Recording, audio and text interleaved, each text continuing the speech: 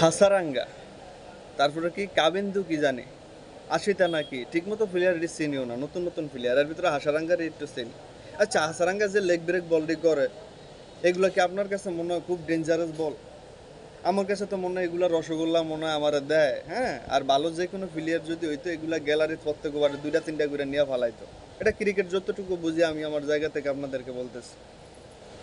এই যে বল করলো আশিতা কি জানি নাম, ফেস বোলার, তারপরে আরও যারাই বোলিং করলো এগুলো তো আমরা ঠিকমতো চিনিও না। মোটামুটি আমরা ক্রিকেট খেলা দেখি কিন্তু অনেক আগের থেকেই, তা আমরা আগের থেকে খেলা দেখেও এগুলো চিনি না। এই বোলারগুলো এগেনস্টে প্লেয়ার দাঁড়াইতে পারে না, কাফাকাফি করে। আচ্ছা, এরা যদি অজন্তা মেন্ডিসের বল ফেস করতো, এরা যদি মুতাইয়া মুরালি ধরনের বল ফেস করতো, এরা যদি মালেঙ্গার বল ফেস করতো, এরা যদি এই যে কুলাসিগারার বল ফেস করতো, যে আর বল এদিকের থেকে এদিকে যায়, এদিকের থেকে এদিকে যায়, তখন কি করতো? আমার তো মনে হয় তখন এরা বিসির ভিতরে আজ্ঞা মুইতা দিত, পোশাক নষ্ট করে লাইত। জাস্ট অবাক লাগতেছে। চ্যালেঞ্জ কইরা মানে চ্যালেঞ্জ করতে মন চাইতেছে এই সকল প্লেয়ারগুলোর লগে যদি আমরা খেলতে পারতাম। মেহেদী হাসান মিরাজে, তারপরে এই যে শান্ত মান্ত, এইসব প্লেয়ারগুলো যদি আমরা একটু খেলতে পারতাম, একটু যদি আমরা খেলতে পারতাম, এরা যদি আমগুলোর লগে একটু খেলতো, কিছু বলার নাই। শ্রীলঙ্কার এই দলটা বর্তমানে জিম্বাবুর থেকে খারাপ আমার কাছে ব্যক্তিগতভাবে মনে হয় আর কি।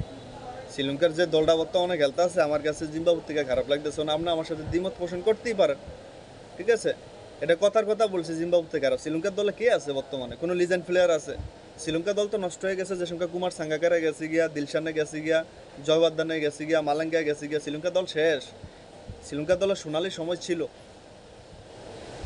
সোনালী সময় ছিল। শ্রীলঙ্কা বিশ্বের হিসাবে মানে দুই চারটা দলের ভিতরে একটা দল ছিল, যখন জয়সূর্যা ছিল, যখন জয়বর্ধনায় ছিল, যখন মালাঙ্গা ছিল, যখন মুতায়া মুরালীধরন ছিল, এইসব প্লেয়ার যখন ছিল তখন শ্রীলঙ্কা একটা দল ছিল, মানে বিশ্বের দুই চারটা ভালো দলের ভিতরে একটা দল ছিল। কিন্তু বর্তমানে শ্রীলঙ্কা ওই টিম না। যে টিমটা আছে বর্তমানে, এই টিমটা আমার নিজের কাছে ব্যক্তিগতভাবে একটা স্ট্রং ভালো টিম মনে হয় না। এই টিমের এগেনস্টে যে বোলাররা, এই টিমের মানে এই টিমের যে বোলাররা, এদের সামনে যে আমরা খেলতে পারলাম না, এদের এগেনস্টে যে আমরা দাঁড়াইতে পারলাম না, আমাদের ব্যাটসম্যান দাঁড়াইতে পারলো না, এর থেকে লজ্জার কিছু হইতে পারে না। এদের বোলার যারা বল করছে এদেরকে তো নেট বোলারের মতোই মনে হয়েছে। নেট বোলারের পিছনেই দাঁড়াইতে পারে না, আর ভালো জায়গায় ভালো বোলারের সামনে কি করবে এরা, খালি চিন্তা করতেছে।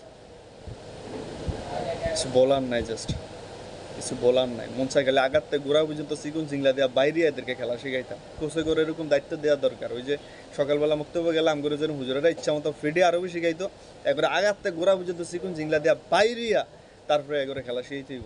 একটা প্লেয়ারের ভিতরে কমন সেন্স নাই, একটা প্লেয়ারের কোন সিচুয়েশনে কীভাবে খেলতে হইব, এই শিক্ষাটাই প্লেয়াররা মানে এখন পর্যন্ত দিতে পারে না। আমার রান দরকার যে সংখ্যা 350 রান 400 রানের টার্গেটের নামে এই সংখ্যা আমি গাড়ি, আমাকে বাংলাদেশের খেলোয়াড় রাজ যে সংখ্যা 200-250 রানের টার্গেটের নামে এই সংখ্যা আমি মারতাম যাই তারা ওরা 30 ওভারে খেলা শেষ করলাম। হ্যাঁ, এই প্লেয়ারের ভিতরে এই কমন সেন্সটা নাই, খেলার সিচুয়েশন বুঝা যায় খেলবো কি এত কোটি কোটি টিয়া লাখ লাখ টিয়া দিয়া মানে গালি আইতাছে, কিছু করতেছি না, এগুলো কি শিক্ষা দিতেছে? একটা প্লেয়ার, জাতীয় দলের প্লেয়ার মানে দেশের একবারে শ্রেষ্ঠ খেলোয়াড়টাই এখানে খেলে, দেশের শ্রেষ্ঠ খেলোয়াড়, অথচ বুঝেই না আমার কত রান দরকার, আমার কিভাবে ব্যাটিং করতে হবে, আমার ব্যাটিং অ্যাপ্রোচ কি, ঠিক আছে, আমি কেমনে খেলবো, ম্যাচ সিচুয়েশন বুঝা প্লেয়ার কীভাবে খেলতে হবে এটাই জানা।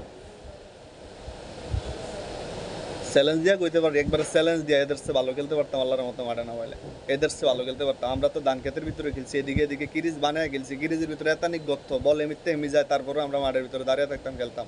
আর এগুলো সব একদম ভিআইপি ভিআইপি। এই যে অনেকে কয় না আপনি মাঠে গিয়ে নামবেন এত বেশি বুঝেন, আর মাঠে গিয়ে নামলে আপনি যে কইতাছেন নামলেও ভালো খেলতেন।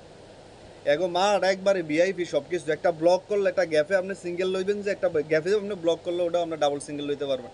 আর মাঠ তো পুরা কোয়ালিটিফুল মাঠ, ঠিক আছে, এত ফ্যাসিলিটি সব কিছু পায়া, সব কিছু সুন্দর পায়া, তারা আম করে দিন শেষে শুধু হতাশ হতাশ হতাশ, লজ্জা, আর কিছু বলার নাই এদেরকে নিয়ে।